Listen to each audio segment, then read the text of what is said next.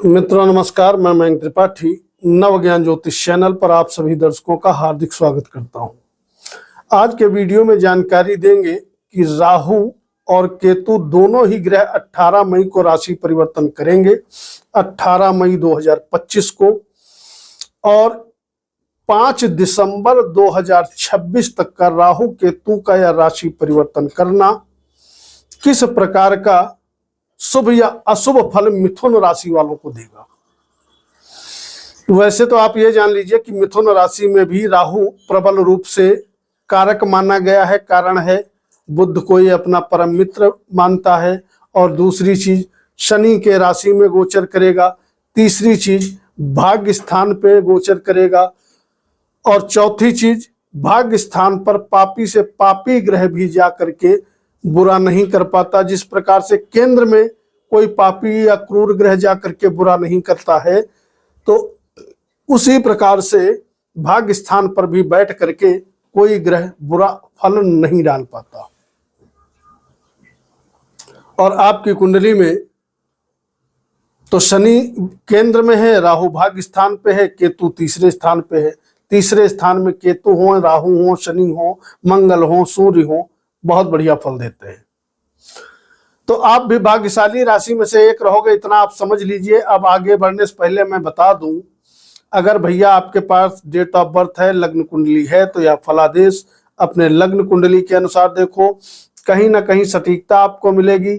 अगर आपके पास लग्न कुंडली नहीं है, किसी ने आपको ये बताया था कि आपकी फला चंद्र राशि है जन्म के समय, तो जन्म उस चंद्र राशि के अनुसार इस फलादेश को फॉलो करो। अगर कुछ पता ही नहीं है तो आपके पास कोई ऑप्शन ही नहीं है, फिर तो अपने प्रचलित नाम के अनुसार इस फलादेश को समझिए और जो बेसिक उपाय होते हैं वो करिए। उसमें भी कहीं ना कहीं आपको थोड़ा बहुत फायदा जरूर मिलेगा। आपकी कुंडली में भाग्य भाव पे राहु गोचर करने लगेगा 18 मई को, यानी कि कुंभ राशि में, और कुंभ राशि का स्वामी शनि ये दशम भाव में बैठा रहेगा, यानी कि केंद्र में, और दशमेश गुरु ये लग्न पे बैठा है, ये भी केंद्र में। गोचर आपके कुंडली में जबरदस्त बना हुआ है। आप भी प्रचंड महाभाग्यशाली राशि में से एक कहे जाओगे, क्योंकि आने वाले समय में आपको भी बड़ा शुभ फल मिलने वाले हैं। हालांकि कुछ अशुभ फल भी मिलेंगे आने वाले समय में। पहले अशुभ फल बता देते हैं, शुभ फल तो बाद में सुनिएगा। राहु का भाग्य भाव पे बैठना कहीं ना कहीं भाग्य तो अवरोध नहीं कर पाएगा, क्योंकि शनि काफी बलवान अवस्था में केंद्र में बैठा है। भाग्य आपका बढ़िया साथ देता रहेगा, लेकिन आपका धार्मिक कार्यों में मन नहीं लगने देगा। इस चीज का ध्यान रखिएगा, क्योंकि राहु ज्योतिष में सबसे बड़ा पापी ग्रह माना गया है। शनि को पापी ग्रह और राहु को महापापी ग्रह माना गया है। हालांकि शनि के फॉलोअर्स इस बात से चिढ़ जाते हैं कि हम शनि को हमने पापी कैसे कह दिया। तो ये हमने नहीं कहा है, जो ज्योतिष की बात मैं कर रहा हूं उसके अनुसार शनि पापी ग्रह और राहु महापापी ग्रह कहे जाते हैं। तो पूजा पाठ में मन नहीं लगेगा, भाग्य आपका बढ़िया साथ देगा, नो डाउट। और हो सकता है आने वाले लंबे समय तक का, अगर आपकी राहु की दशा वगैरह चल रही है, तो मान के चलो हो सकता है कि भैया आप धार्मिक यात्राएं भी न करें। क्योंकि राहु जब भी भाग्य भाव पे बैठता है तो सबसे बड़ा निगेटिव पॉइंट यही रहता है, दुष्प्रभाव यही पड़ता है कि जातक का मन धार्मिक कृत्यों से दूर भागने लगता है। हालांकि यात्राओं के लिए यहां पर राहु का बैठना बहुत शुभ रहेगा, भाग्य फर्स्ट क्लास साथ देगा। नौकरी नहीं है, नौकरी आपकी लग जाएगी, क्योंकि दशमेश और दशम भाव जबरदस्त तरीके से मजबूत रहेगा। जॉब अपॉर्चुनिटी भी मिलेगी। दशम भाव तो इतना मजबूत है, अगर बाई बर्थ कुंडली मजबूत लेकर के पैदा हुए हो, दशम भाव मजबूत लेकर के पैदा हुए हो, तो आने वाले समय में गवर्नमेंट जॉब मिल जाने के प्रबल योग आपके कुंडली में बन रहे हैं, जिसका आपको लाभ उठाना चाहिए। इसके अलावा राहु के प्रभाव से कहीं न कहीं राहु गुरु का 9 पंचम योग बना हुआ है, तो एक सावधानी जरूर बरतिएगा कि भैया थोड़ा कुछ गलत विचारों से, गलत कामों से दूरी बना करके रखिएगा, अन्यथा कहीं ना कहीं मान सम्मान पे चोट पहुंचा देगा राहु। ये एक निगेटिव पॉइंट है। कारण है, एक तो एक गुरु का प्रभाव राहु पर रहेगा, राहु का प्रभाव गुरु पर रहेगा, और दूसरी चीज, आपकी कुंडली में गुरु होता है सप्तमेश। सप्तम भाव का मालिक जब लग्न पे बैठेगा तो कहीं ना कहीं काम वासना की मात्रा बढ़ा देता है, उल्टे सीधे अफेयर के योग बना देगा। तो यहां पर निश्चित तौर पे आपको सतर्कता बरतने की आवश्यकता होगी। अफेयरबाजी के चक्कर में अगर पड़ोगे तो मान सम्मान खो दोगे, अन्यथा कोई दिक्कत नहीं है। हालांकि आने वाले समय में संतान प्राप्ति के भी बड़े सुंदर योग बन जाएंगे। संतान से संबंधित जो भी जातक परेशानी झेल रहे हैं या परेशानी दूर हो जाएगी।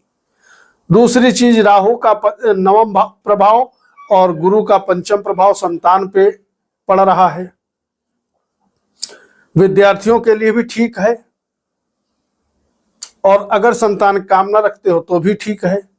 लेकिन अगेन ये ध्यान रखिएगा कि राहु का भी प्रभाव पंचम पे पड़ रहा है, तो यहां पर भी भैया थोड़ा प्रेमबाजी के चक्कर से आप दूरी बना करके रखिएगा। क्योंकि अगर आप वर्किंग हैं और प्रेमबाजी के चक्कर में पड़ गए तो कहीं ना कहीं मान सम्मान तो जानना ही जानना है, और साथ ही साथ स्थिति भी डगमगा सकती है। विद्यार्थियों के लिए स्थिति ठीक ठाक रहेगी, वहां कोई दिक्कत नहीं होगी। केतु तीसरे भाव में बैठा है, इसका मतलब यह रहा कि आने वाले समय में एनर्जी लेवल आपका बहुत ज्यादा बढ़ेगा। नो डाउट जो भी काम करोगे पूरी मेहनत से करोगे, जिसका कहीं ना कहीं पॉजिटिव रिस्पांस आपको मिलता हुआ दिखाई पड़ेगा। लेकिन वहीं पर केतु के प्रभाव से नौकर चाकर हो सकता है आपको बहुत ज्यादा रिलायबल न मिले, इस चीज का भी ध्यान रखिएगा। तो नौकर चाकरों पे आंख बंद करके विश्वास करना आपके लिए घातक सिद्ध हो सकता है। दूसरी चीज, केतु का भी प्रभाव सप्तम पे है और गुरु का भी प्रभाव सप्तम भाव पे रहेगा। शादी के योग्य आयु है तो शादी आपकी हो जाएगी, कोई इसमें डाउट नहीं है।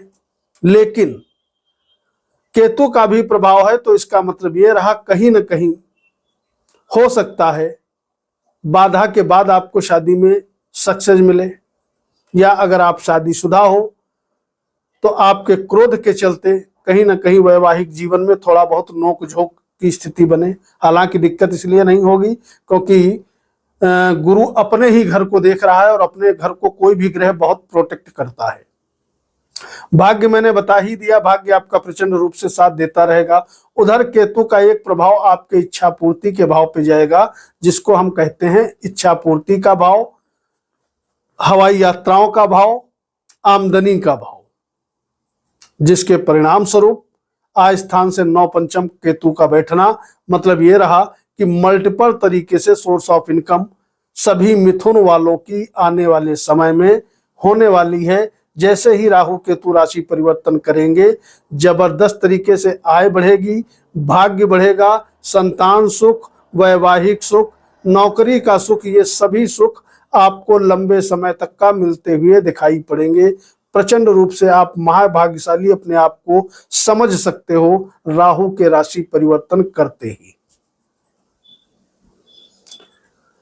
उपाय क्या करोगे? सप्तमेश बैठा है लग्न पे, यानी कि कहीं ना कहीं ये खुराफात तो जरूर करेगा गुरु। लग्न पे बैठा है तो ओम गंगणपतये नमः कम से कम ये आप गांठ बांध लो, 51 बार आपको जप करना ही करना है। दूसरा, कोशिश करना कि बृहस्पतिवार के दिन हरे रंग के कपड़े पहने, ताकि आपके बुद्धि में भटकाव ना हो। कमेंट बॉक्स में अपने इष्ट देव का नाम लिख करके वीडियो को लाइक करिएगा। मयंक त्रिपाठी को अनुमति दीजिए, कल मिलते हैं। नमस्कार।